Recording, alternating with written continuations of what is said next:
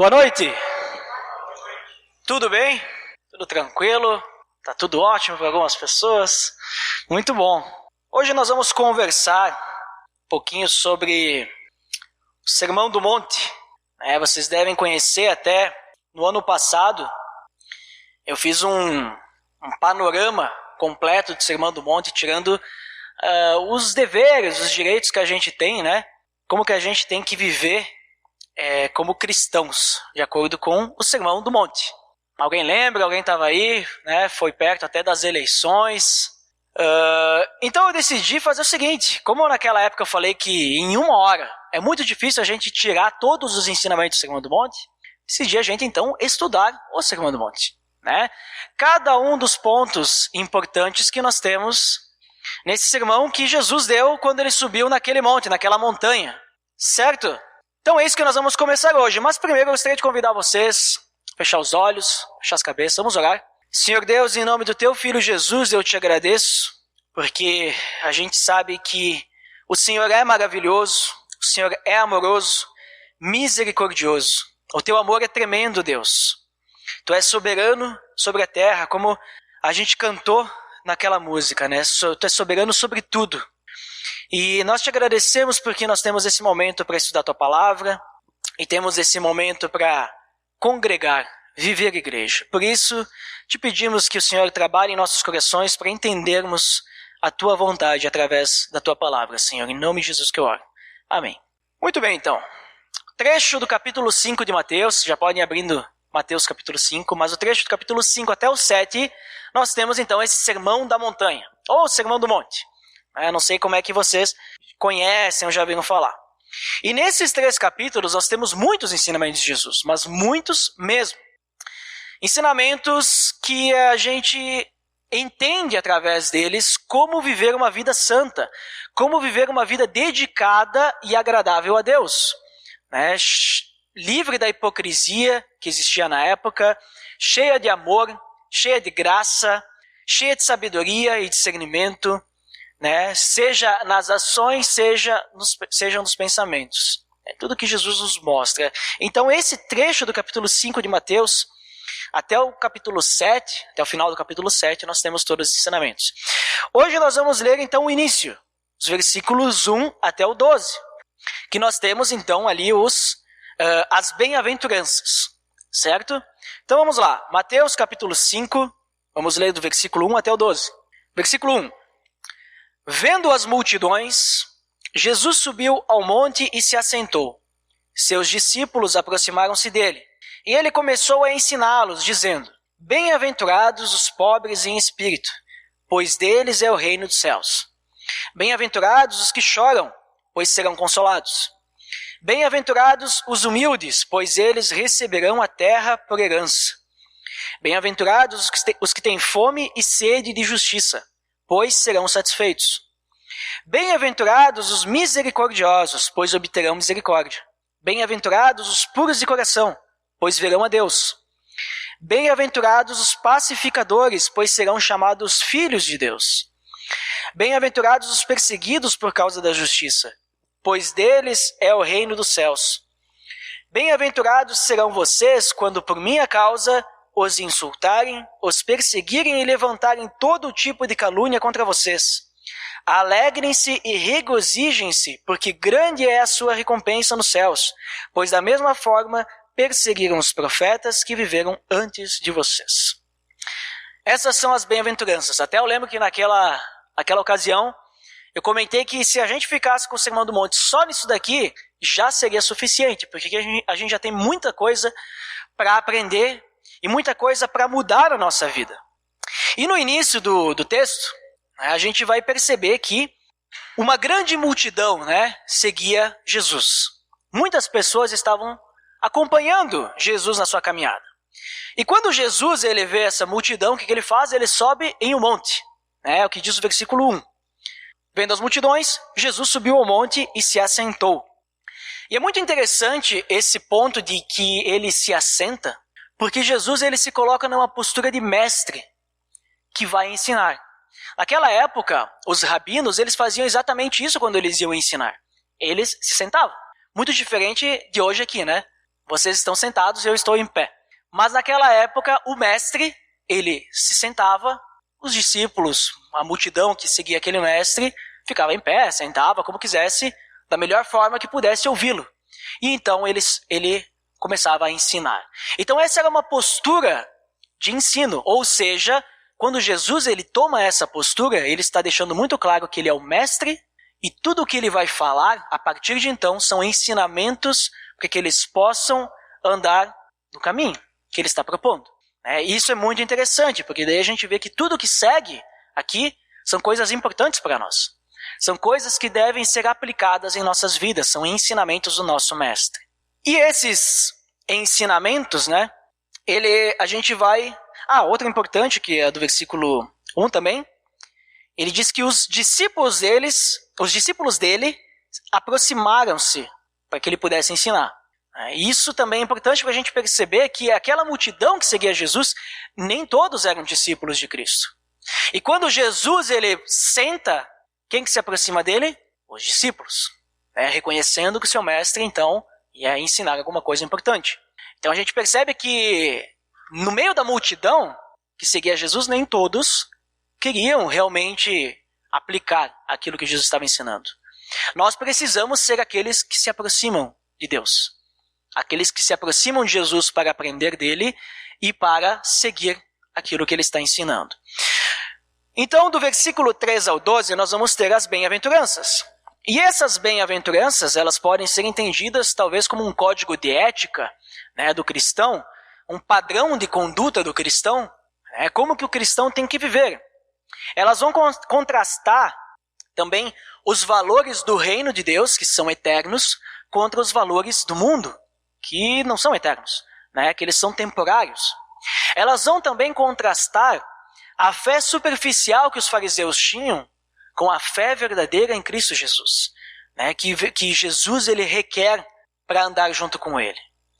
Vai fazer esse contraste.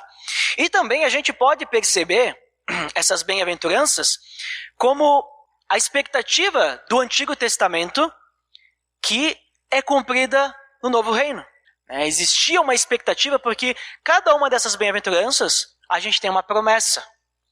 Então existia uma expectativa lá no Antigo Testamento e a gente vê que através das bem-aventuranças essa expectativa ela é cumprida nesse reino que Jesus está trazendo, um novo reino. Em resumo, esse primeiro trecho do sermão, Jesus, Cristo ele vai falar então qual é o caráter que ele quer que o cidadão do reino de Deus tenha. Em resumo, é isso. Qual é o caráter que nós como cristãos devemos ter? E aí nós vamos então ter essas bem-aventuranças. Vai demonstrar como é que a gente tem que se comportar perante Deus, perante a sociedade, perante as outras pessoas, perante nós mesmos como irmãos. E por isso, como ele vai demonstrar esse caráter, essas bem-aventuranças têm que ser consideradas como um todo. E não, digamos assim, só as que a gente acha legal. Ou as que a gente acha que consegue cumprir. Não, é um pacote. Assim como o fruto do Espírito Santo é um só. Fruto do Espírito Santo não são frutos. Eu não vou ter só amor e domínio próprio e as outras coisas não tem. Não, eu tenho que ter todos. Todos aqueles atributos. Quem estava prestando atenção não, mas quem estava presente nas pregações lá da Bienal, que pôde escutar, o Rolf falou isso aí também. Ele disse que para ele a tradução melhor seria o fruto do Espírito Santo é o amor. 2 pontos. Aí o amor é paciência, paz, amabilidade, alegria. Ele falou alguma coisa assim. Mas a ideia é que é um pacote. E aqui também. Então, bem-aventurados, e aí segue todo esse pacote. Então a gente tem que entender isso como um todo.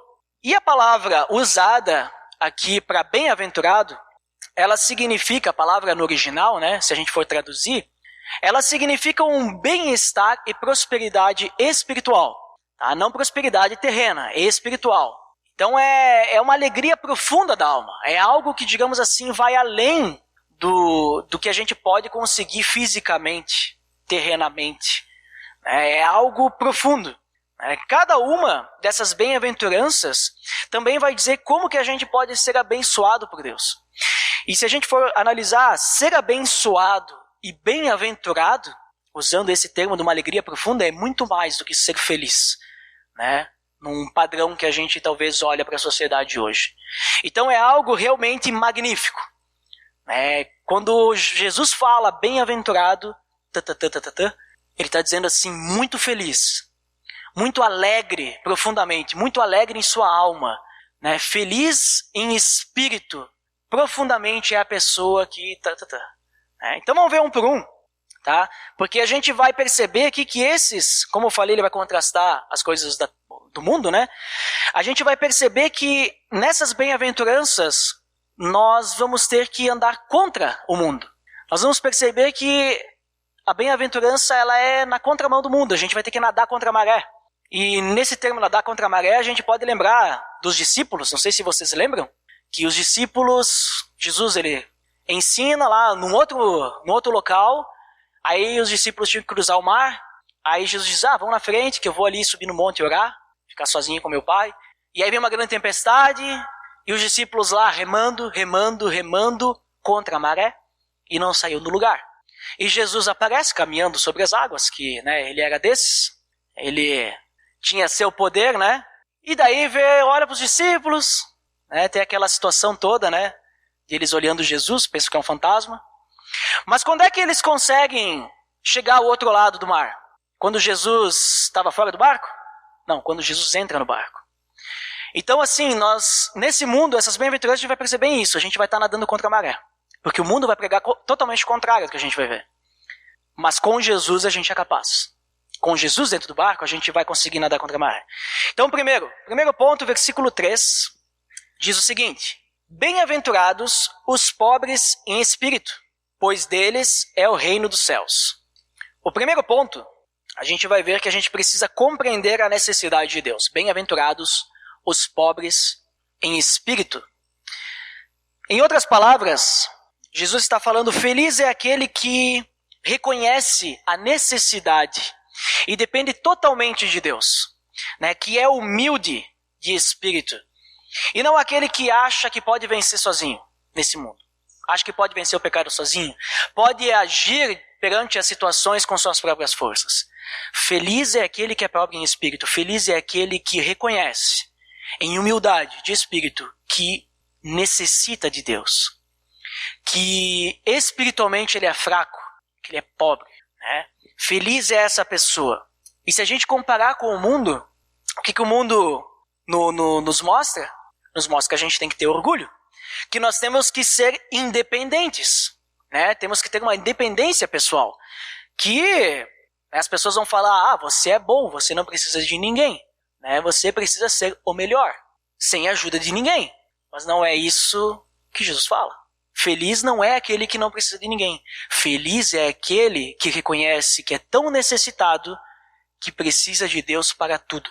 E essa pessoa que reconhece isso vai herdar o reino dos céus. Essa é a recompensa, pois deles é o reino dos céus. E o reino, ele é um presente apenas àqueles que reconhecem a sua pobreza espiritual. Porque se a gente analisar, como é que a gente passa pelo processo da conversão para sermos salvos?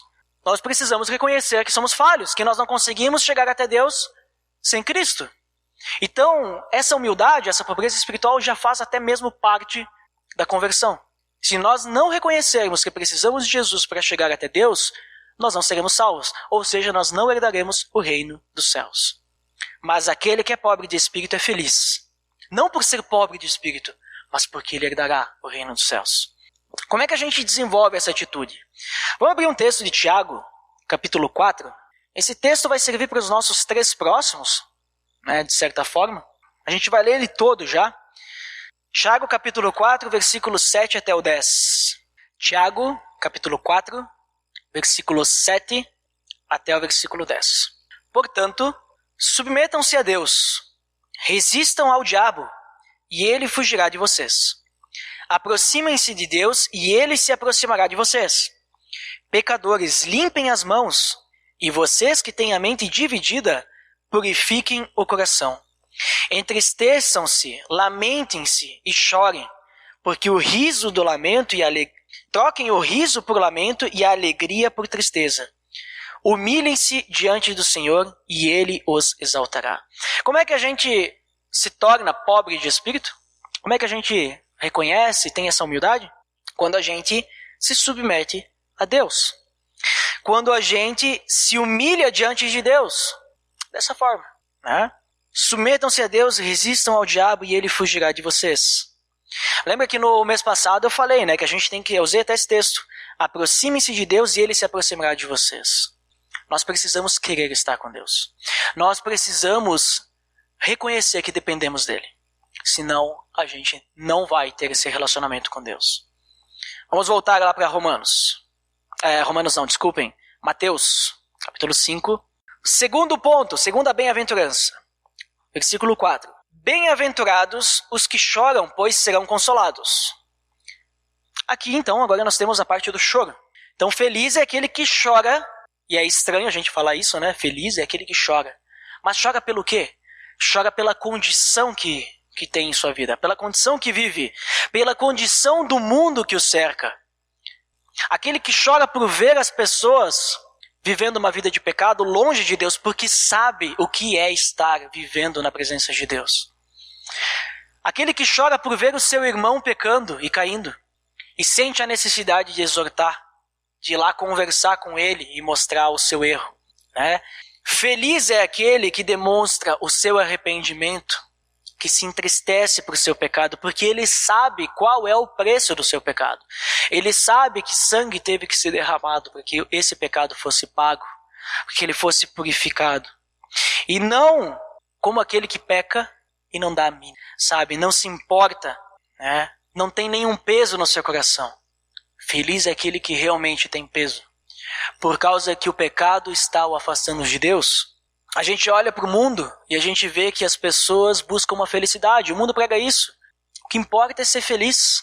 E as pessoas, elas só querem ser felizes. Elas buscam uma felicidade terrena a qualquer custo. Muitas vezes passando por cima de outras pessoas para serem felizes. Seja essa felicidade através de bens, através, sei lá, de relacionamentos, posses, não sei. Mas é o que o mundo prega, né? Só que a gente olha para a Bíblia e a felicidade a gente só encontra no relacionamento completo com Deus. Até porque um dos atributos do fruto do Espírito qual que é? A alegria. Como que a gente vai ter alegria plena sem Deus? Ah, mas eu conheço algumas pessoas que não são cristãs, elas são muito alegres, são muito felizes. Ok, eu também já fui enganado assim, quando eu não tinha Cristo. Eu achava que eu era feliz. Mas depois que eu descobri a verdadeira felicidade, aí eu percebi que eu não era feliz. Eu achava que era feliz. Eu era enganado pela ordem desse mundo. Efésios capítulo 2. Se quiserem anotar para ver em casa, está lá. A gente vivia sob o domínio do maligno. E a gente era enganado. Vivendo, buscando coisas terrenas desse mundo e achando que a gente era feliz. Mas a gente não era. Mas feliz é aquele que chora porque ele será consolado. E aqui serve também o texto de Tiago que a gente acabou de ler, né? Porque troquem o riso pelo choro. Nós temos que reconhecer que a natureza pecaminosa que nós temos, ela é de se entristecer e chorar, lamentar por isso. Mas o Espírito Santo, ele nos consola porque Jesus morreu por nós. E Jesus nos traz a salvação e ele nos limpa desse pecado. Isso que nos entristece, Jesus pagou o preço. E quando a gente vê outras pessoas assim, temos que nos entristecer também. Temos que nos importar, né? Nos importar com os outros. Terceira bem-aventurança, versículo 5. Bem-aventurados os humildes, pois eles receberão a terra por herança. Mansidão e humildade. Talvez na sua versão deve estar escrito mansidão, né? Os mansos, né? E na minha está escrito humildade. Humildes. Então feliz é aquele que é humilde e modesto. Feliz é aquele que se humilha perante Deus. Muito semelhante ao pobre de espírito também, né? Mas aqui é um caminho um pouquinho diferente. Feliz é aquele que se humilha perante Deus. E não aquele que é arrogante e que não tem um controle sobre os seus próprios desejos, que não sabe se controlar. Feliz é aquele que realmente consegue viver uma vida de humildade. É importante citar que essa mansidão ou humildade, dependendo da tradução que tu está utilizando aí, ela é o oposto de estar fora de controle, porque muitas vezes a gente pensa em humildade ou mansidão, é a pessoa que ela fica quietinha, ela não fala nada, né? Se alguém falar uma coisa para ela, não vou responder, né? Ela se faz de coitada. Não é uma pessoa que não tem controle sobre a situação, não é uma fraqueza. Humildade aqui não é fraqueza, né? Não é uma pessoa fraca, né, que não faz nada, mas é o supremo autocontrole assegurado pelo Espírito Santo. É um controle que a gente tem sobre nós, em que a gente deixa o Espírito Santo agir em nossa vida. Nós temos que ter o controle total da nossa vida. Nós temos que ser fortes.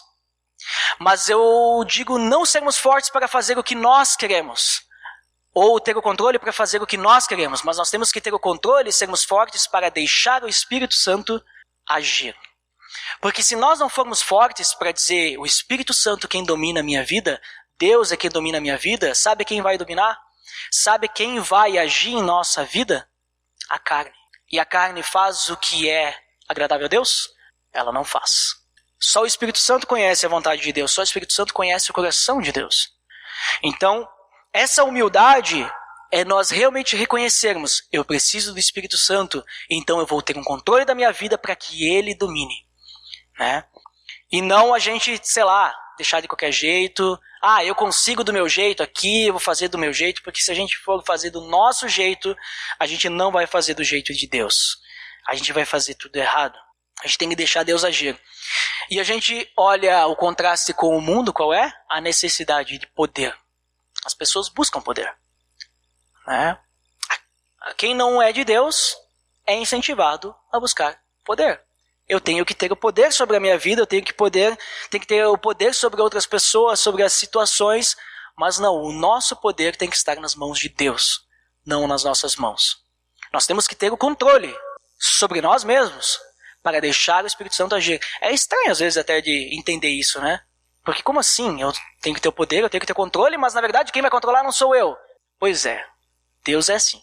Mas nós temos que... É como se a gente, por exemplo... Fica até difícil dar exemplo agora. Porque é bem complexo. Mas entendam assim, se eu não estiver no controle, a carne vai agir. Se eu estiver no controle, eu tenho como decidir quem age. E obviamente, como um cristão, eu tenho que dizer, o Espírito Santo vai agir. E aí o Espírito Santo domina. Mais ou menos, né? Deu para entender alguma coisinha, mas essa que é a ideia. O poder ele tem que estar nas mãos de Deus, e para que o poder esteja nas mãos de Deus, nós temos que ser humildes perante Deus, para que ele realmente possa dominar. Marcos capítulo 8, 36 vai dizer que adianta a gente ganhar o mundo, mas perder a nossa alma. Que adianta, né? De que adianta tanto poder? E qual que é a recompensa? Herdarão a terra por herança. Então a gente vai estar no novo céu e nova terra. Nós entraremos no reino, porque nós somos humildes, né? Bem-aventurados os humildes. Como é que a gente desenvolve essa atitude em nossa vida? Mateus capítulo 11, versículos 28 ao 30. Mateus 11, 28 ao 30. Venham a mim todos os que estão cansados e sobrecarregados, e eu lhes darei descanso. Tomem sobre vocês o meu jugo e aprendam de mim, pois sou manso e humilde de coração. E vocês encontrarão descanso para suas almas, pois o meu jugo é suave e o meu fardo é leve. Nós temos que colocar sobre nós o jugo de Cristo, porque ele é manso e humilde de coração. O jugo dele é suave. Sabe o que é jugo, né? Aquilo que coloca no boi para puxar o arado, a carroça, sei lá, né? O que o boi vai puxar. E nessa época aqui, os fariseus colocavam um jugo muito pesado sobre as pessoas, por causa da lei e um monte de regrinhas lá. E Jesus diz, ponham sobre vocês o meu jugo. Quem está cansado, quem está sobrecarregado, coloque o meu jugo. Então nós temos que andar na direção que Cristo está dando para nós. Porque ele é manso e humilde, e se nós andarmos na direção dele, nós vamos ser mansos e humildes. Nós vamos estar se dispondo aí na direção dele. Nós estaremos sendo semelhante a Cristo, indo no caminho que ele quer. Essa é a ideia. Então, nos entregarmos, realmente deixarmos Deus agir. Próximo, quarta bem-aventurança, versículo 6. Bem-aventurados os que têm fome e sede de justiça, pois serão satisfeitos. Fome e sede de justiça. Feliz é aquele que busca a justiça de Deus e anseia pelo triunfo de Deus em sua justiça. Não aquele que quer buscar a sua própria justiça. Ele quer se justificar a si mesmo, né? Através de boas obras, sei lá. Não, é aquele que busca a justiça de Deus. Nós precisamos esperar em Deus, nós precisamos confiar em Deus, que Ele vai cumprir tudo o que Ele prometeu e que Ele vai fazer sempre o melhor para nós, sempre o que é justo. Nós temos que confiar em Deus. Quando a gente olha o contraste com a visão que não é cristã, a gente vê que as pessoas buscam satisfazer as suas necessidades pessoais e não a justiça de Deus, mas sim a justiça da carne. Então a gente tem que realmente se entregar, porque a recompensa é que ao buscar a justiça de Deus, quem tem fome e sede de justiça, nós seremos saciados. Nós seremos saciados. Saciados por quem? Pelo Espírito Santo, por Jesus, através da sua obra e tudo mais. Por Deus ser justo, nós vamos encontrar no relacionamento com Deus tudo o que a gente precisa. Tudo que a gente necessitar no relacionamento com Deus, nós seremos saciados.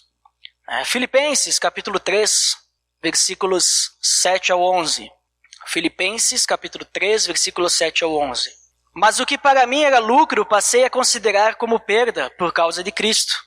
Mais do que isso, considero tudo como perda, comparado com a suprema grandeza do conhecimento de Cristo Jesus, meu Senhor, por quem perdi todas as coisas, e as considero como esterco para poder ganhar Cristo e ser encontrado nele, não tendo a minha própria justiça que procede da lei, mas a que vem mediante a fé em Cristo, a justiça que procede de Deus e se baseia na fé. Quero conhecer Cristo, o poder da sua ressurreição e a participação em seus sofrimentos, tornando-me como ele em sua morte, para de alguma forma alcançar a ressurreição dentre os mortos. Precisamos buscar essa justiça. Paulo já entendia e nos demonstrou isso, né? Não tendo minha própria justiça que procede da lei, mas a que vem mediante a fé em Cristo, a justiça que procede de Deus e se baseia na fé. Como é que ele buscou isso? Considerando tudo o que ele tinha como perda. Nada do que a gente tem aqui que veio por mérito nosso é bom para Deus. Nós temos que esperar em Deus, confiar nele. Obviamente que a gente vai alcançar coisas, né? Até porque o salário do nosso emprego, né? O nosso trabalho, a gente está trabalhando lá e a gente recebe esse salário. Mas se a gente não trabalhar para Deus, não está vindo de Deus. Como assim trabalhar para Deus? Realmente ser um filho de Deus na empresa que a gente trabalha? Como um exemplo. Ser um verdadeiro adorador, fazer tudo para a glória de Deus, inclusive o nosso trabalho que não tem nada a ver com a igreja. É possível, desde que a gente seja semelhante a Cristo no nosso ambiente de trabalho. Isso serve para tudo que a gente faz. O próximo, quinto, Mateus capítulo 5, versículo 7. Bem-aventurados os misericordiosos, pois obterão misericórdia. Feliz então é aquele que é misericordioso, né? Porque ele tem consciência que se não fosse a misericórdia divina, se não fosse por isso, ele seria um pecador condenado. O destino dele seria a eternidade longe de Deus, né? No inferno. Então feliz é o que é misericórdia, não aquele que é indiferente, que é impiedoso, que é cruel, que não se importa.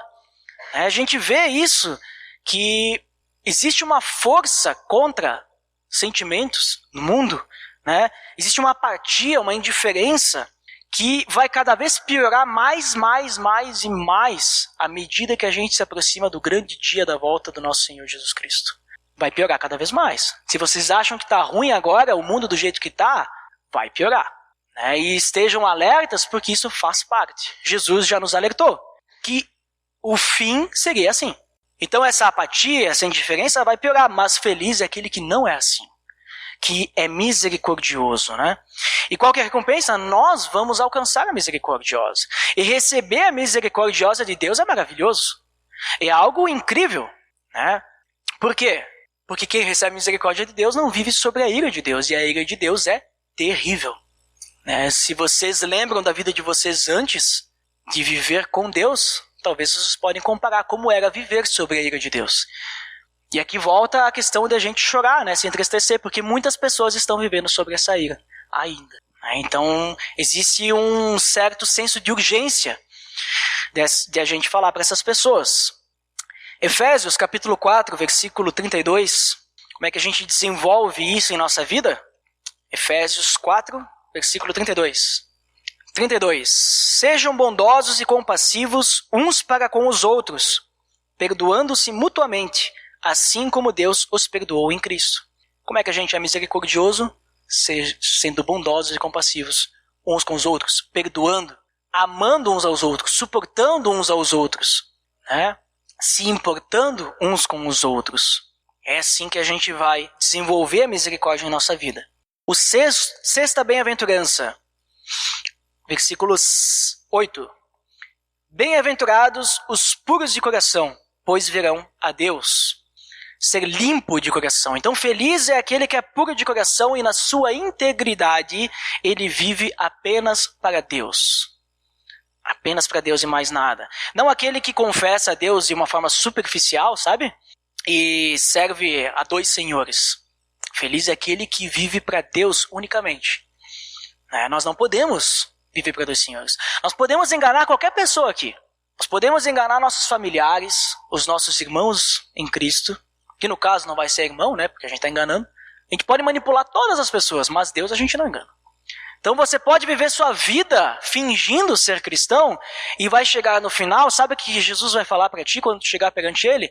Não te conheço. Não te conheço. Tu viveu para mim? Não te conheço. Vai receber a porta na cara. Nós não podemos viver um faz de conta, né? Porque Deus ele conhece o nosso coração. E uma vida mundana, uma vida que não é santa, nós somos tentados a viver enganando as pessoas. Enganar, mentir é algo normal. É totalmente aceitável. Contanto que eu ganhe vantagem em cima disso, totalmente aceitável. Não tem problema mentir. Só que quem vive assim não vai receber a recompensa. Quem vive assim não vai ver a Deus. Porque só os puros de coração verão a Deus. Lembra que eu falei no ano passado, quem estava aqui, ou ano passado não, desculpem, no mês passado, quem estava, que eu falei que para a gente estar na presença de Deus, viver com Deus, uma das questões era ser puro, né? A gente é purificado pelo sangue de Cristo, mas nós temos que viver de tal forma. Nós temos que viver uma vida sendo santificado, que era outro ponto também. Deixar o Espírito Santo agir em nosso coração. Então isso é muito importante. Só os puros de coração verão a Deus. E não é um ver a Deus só numa percepção de fé, mas na glória futura também.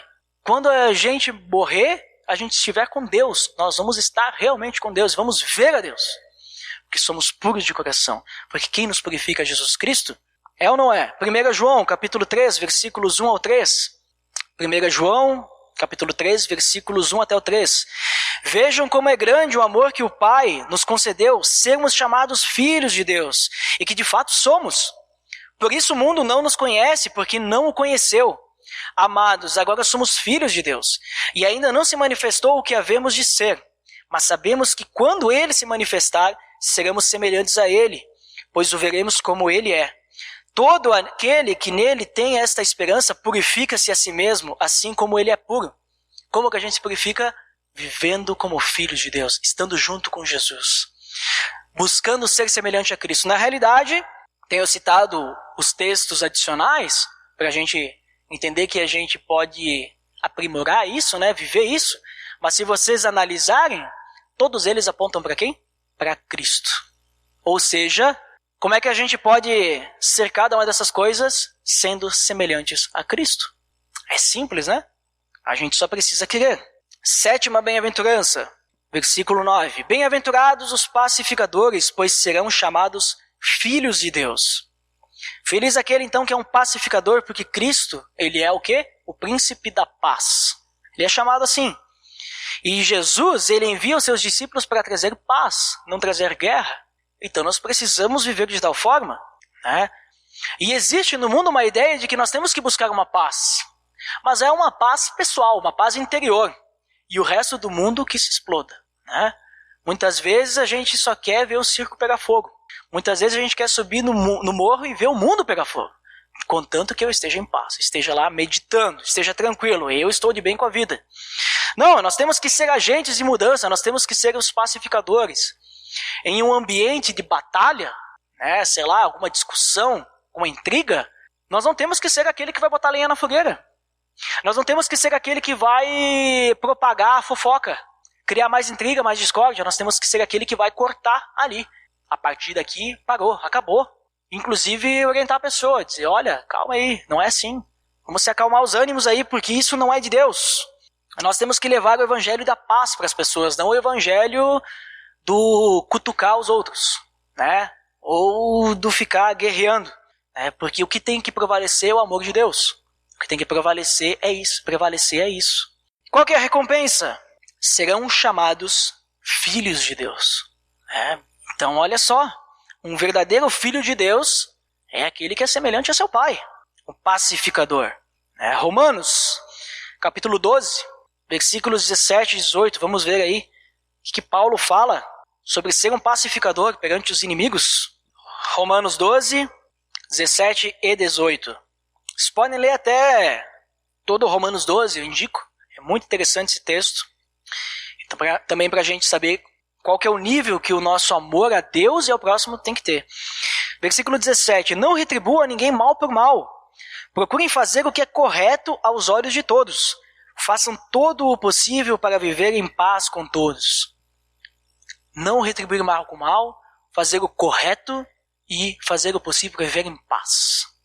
Não causar intrigas. É assim que temos que viver. E agora os versículos 10 ao 12, nós vamos ter a 8ª e a 9ª bem-aventurança. Bem-aventurados os perseguidos por causa da justiça, pois deles é o reino dos céus. Bem-aventurados serão vocês, quando, por minha causa, os insultarem, os perseguirem e levantarem todo tipo de calúnia contra vocês. Alegrem-se e regozijem-se, porque grande é a sua recompensa nos céus, pois da mesma forma perseguiram os profetas que viveram antes de vocês. Então, bem-aventurado, feliz é aquele que sofre perseguição.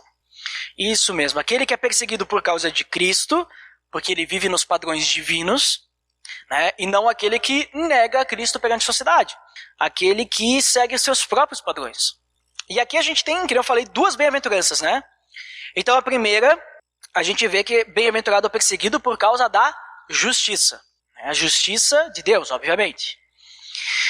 E o segundo, a gente vê um direcionamento para os discípulos. Bem-aventurados serão vocês. Vocês especificamente, quando por minha causa os insultarem, ou seja, bem-aventurado vocês quando serão perseguidos por causa do meu nome, por causa do nome de Jesus, por causa de Cristo. Ambos aqui refletem uma perseguição por seguir a Cristo. Ambos estão falando, de certa forma, a mesma coisa. E é interessante quando a gente olha para a perseguição, que a gente acha a perseguição uma coisa ruim, e se a gente analisar, realmente a perseguição é uma coisa ruim, porque a gente está sendo perseguido. Quem gosta de viver perseguido, Não é algo bom para nós. Mas feliz é aquele que é perseguido. E a perseguição, ela tem alguns pontos importantes para a nossa caminhada de fé. Primeiro, porque a perseguição ela vai tirar os nossos olhos das recompensas terrenas. Porque muitas vezes a gente fica buscando recompensa aqui, mas quando a gente é perseguido, a gente não vai ganhar nada aqui. Porque a gente está sofrendo perseguição. E a gente tem que olhar para onde? Para a recompensa futura. A recompensa eterna, a recompensa celestial. O segundo ponto é que a perseguição ela remove crenças superficiais. Aquele que crê em Cristo superficialmente, quando ele é perseguido, sabe o que ele faz? Ele abandona. É fácil negar Cristo. Então, se a gente for cristão superficial, no primeiro momento de perseguição, ou no segundo, ou no terceiro, ou em algum momento, a gente abandona. Mas o verdadeiro cristão e fiel, ele não abandona. Porque também a perseguição, ela fortalece a fé daqueles que enfrentam essa perseguição. Aqueles que passam por perseguição e se mantêm firmes, eles terão uma fé fortalecida. Eles vão estar cada vez mais próximos de Deus, porque eles estão confiando na única coisa que resta para eles, que é Deus. Porque eles não têm mais escolha, não têm mais esperança neste mundo. Eles só têm a esperança em Deus. Não resta mais nada. E o quarto ponto é que a nossa atitude em relação à perseguição, ela serve como um exemplo para as pessoas que se espelham em nós. No momento que a gente é perseguido e a gente passa por essa perseguição e a gente se mantém firme, nós temos um bom testemunho. E nós podemos motivar outras pessoas a continuarem firmes na caminhada de fé. Até porque nós vamos ser recompensados, Nós vamos receber o reino dos céus, como aquele que é pobre de espírito, né? Primeiro ponto. E também a gente pode se alegrar, porque, além do reino dos céus, nós vamos receber grandes recompensas nos céus. Grande é a recompensa nos céus. A gente está sendo perseguido da mesma forma que os profetas foram perseguidos, é o que diz o texto, né? E isso vai contrastar com uma realidade mundana de falta de compromisso. Porque a gente percebe que o mundo ele prega um compromisso fraco. Eu não preciso de comprometimento com ninguém, só comigo. Eu vou me comprometer com coisas que vão me trazer benefícios. Se não me traz benefício, eu não preciso me comprometer. Eu não vou dar mínima, não vou respeitar ninguém. É mais ou menos isso que a gente olha lá fora. O nosso compromisso com Deus ele tem que ser forte o suficiente ao ponto de nós suportarmos perseguições. E isso me lembra, como eu falei, que a perseguição ela gera testemunho quando a gente permanece firme. E eu me lembro de uma pessoa que sofreu perseguição, uma pessoa próxima, que discipulei. Ela estava no emprego em que ela tinha que mentir, vejam só, E a gente viu que bem-aventurado é aquele que é verdadeiro, que não mente, que não quer enganar os outros, que tem sede de justiça, que é misericordioso, que é perseguido. E normalmente no mundo qual que é a ideia? Eu não vou ter compromisso nenhum com a minha ética, o meu caráter, com a minha moral, e eu vou fazer o que a empresa está mandando fazer. É isso, Porque as pessoas fazem. As pessoas mentem, as pessoas enganam, mas essa pessoa teve uma atitude diferente. Vocês podem pensar, mas isso é perseguição? É perseguição? Claro que é perseguição. Porque ela não pode exercer a sua fé no ambiente de trabalho, isso é perseguição. Ela está sendo negada a manter o seu caráter, porque está sendo obrigada a fazer aquilo que vai contra Deus, contra aquilo que ela aprendeu para ser semelhante a Cristo. Qual que foi a atitude dessa pessoa? Ela se rendeu? Não. Ela pediu demissão. Porque ela chegou para a pessoa e disse assim, olha, não posso continuar agindo, eu não posso agir dessa forma. Isso vai contra o que eu tenho como, vamos dizer assim, caráter, Vamos falar caráter, a palavra caráter, porque é uma falta de caráter, tu mentir e enganar as pessoas. Mas isso vai contra os meus princípios.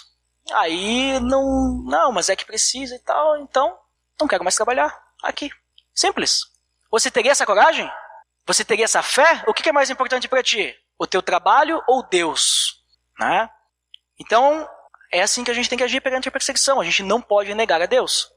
Ou a gente serve a Deus, ou a gente serve a qualquer coisa, menos Deus. A gente tem que escolher quem nós estamos servindo.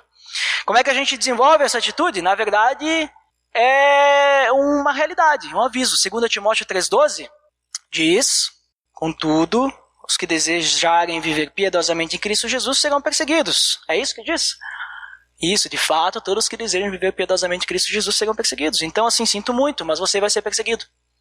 Talvez você não vai sofrer uma perseguição, como nós temos os países da igreja perseguida, que os radicais, eles entram na tua casa e eles apontam uma arma na tua cabeça e dizem para ti, nega a Cristo e assina esse documento.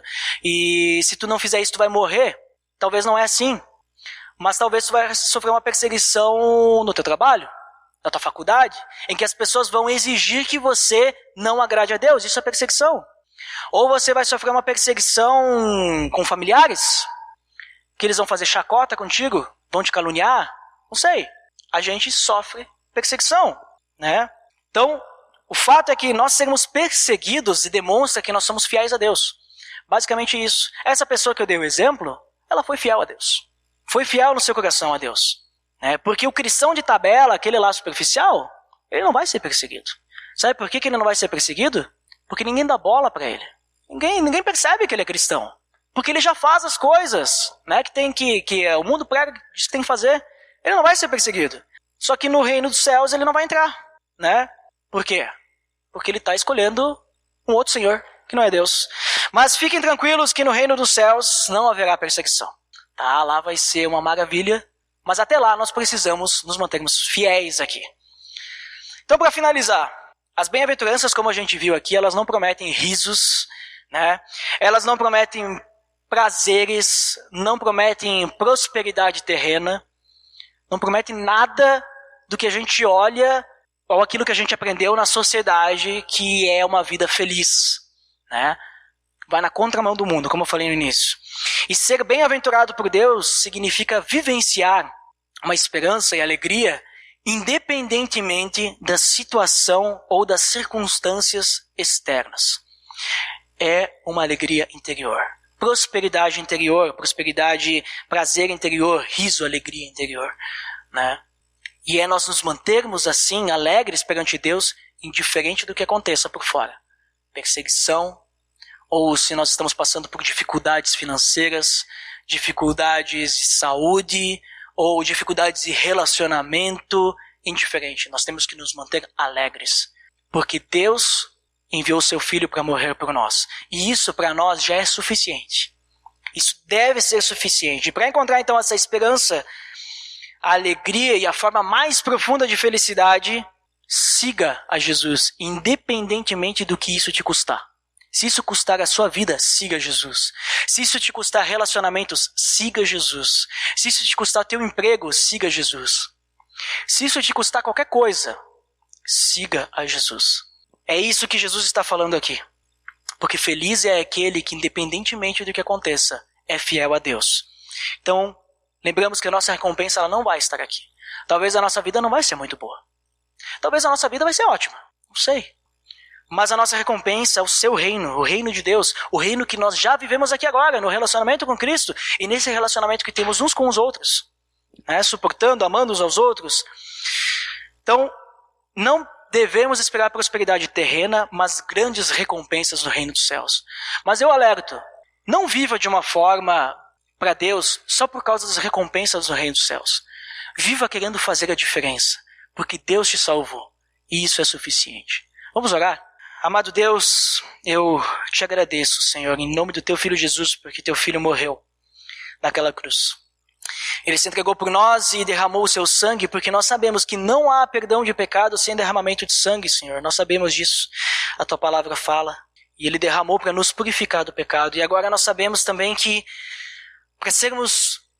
para vivermos contigo, nos apresentarmos perante ti, precisamos viver conforme o teu Filho viveu. E ele nos ensina através da tua palavra. Mas nós somos falhos, Senhor. Nós erramos. Nós não somos perfeitos. E por isso nós clamamos a ti que o teu Espírito Santo trabalhe nos nossos corações. Que o teu Espírito Santo mostre os nossos pecados para que a gente possa resolvê-los. Que o teu Espírito Santo nos ajude a nos mantermos fiéis a ti e também ao amor ao próximo, Senhor. Nós sabemos que não conseguimos sozinhos. Nós, em qualquer momento, se aparecer uma fagulha na nossa frente, nós vamos perseguir se o teu Espírito Santo não estiver no comando. Por isso pedimos e te imploramos, Deus, que faça essa grande transformação no coração de cada um que está aqui, inclusive no meu, Senhor, porque precisamos crescer cada vez mais em semelhança a Cristo. Eu te peço por isso, em nome do teu Filho Jesus. Amém.